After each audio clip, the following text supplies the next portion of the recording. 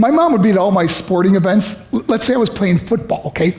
My mother would be on the sidelines, and if the play on the field started going one way, my mother would run along like, Mark, get him, get him. I'd be like, oh my gosh. I'd get in the huddle with the other guys. They go, Mark, is that your mother? I go, no, I never saw her before in my life. See, the greatest gift my mother ever gave me, she believed in me. I have overdosed on drugs on 3 occasions where I should have been dead. But I believe I was kept here for a reason. You show me your friends, I will show you your future. How do I know this?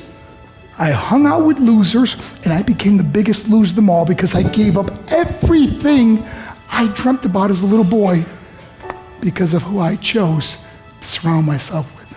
My friends would drive me home at 2, 3, 4 in the morning. We'd be drunk and high, laughing in the car.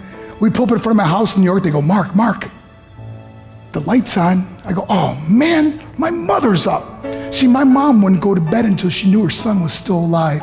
I'd walk in, she'd say, hi, Mark, how was your night? I go, it was good, Mom, I'm just gonna go to bed. She goes, can I talk to you for a minute? I go, Mom, I'm tired, I'm just gonna go to bed. She goes, Mark, I haven't seen you all day and all night. Can I please talk to you? I said, man, just leave me alone. You bug me. I'd slam my bedroom door on the one person who believed in me.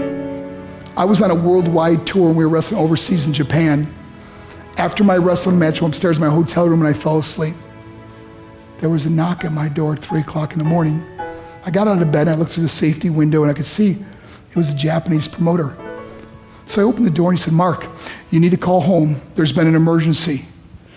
I went and got on the hotel room phone. I called back to the United States. I said, hey, what's going on?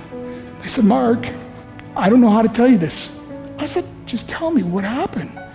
All of a sudden they started crying. They go, Mark, I can't tell you. I said, just say it. They said, Mark,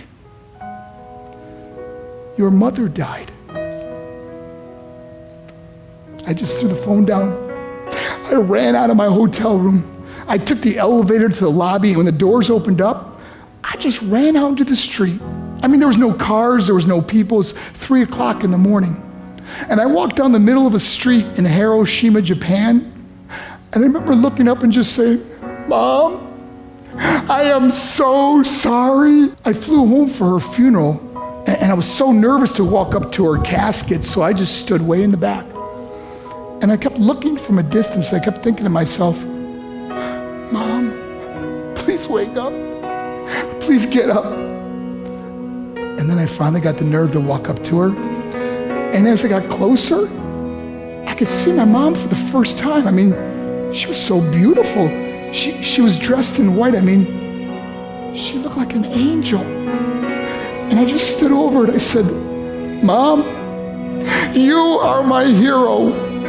Everything I am, everything I hope to be was because of you. You loved me so much. You gave me a life. You're the only one that ever believed in me.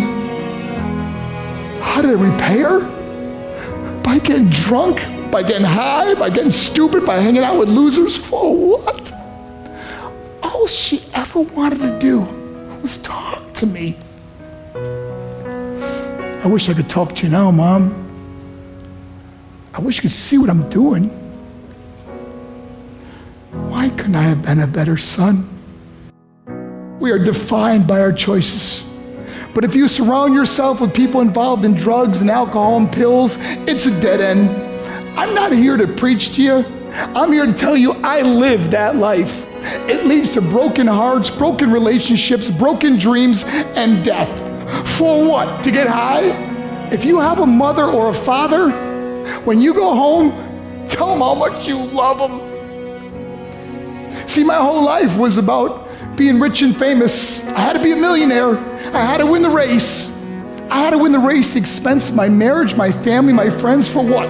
To be all alone in the world? I learned what is truly important, and that is how precious this gift of life is, and our families, and how quickly it can be taken away. See, I no longer live in time, I live in moments. See, it's not what's in your pocket that matters, it's what's in your heart that truly matters. Love Love is just a word until somebody comes along and gives it meaning. You're the meaning.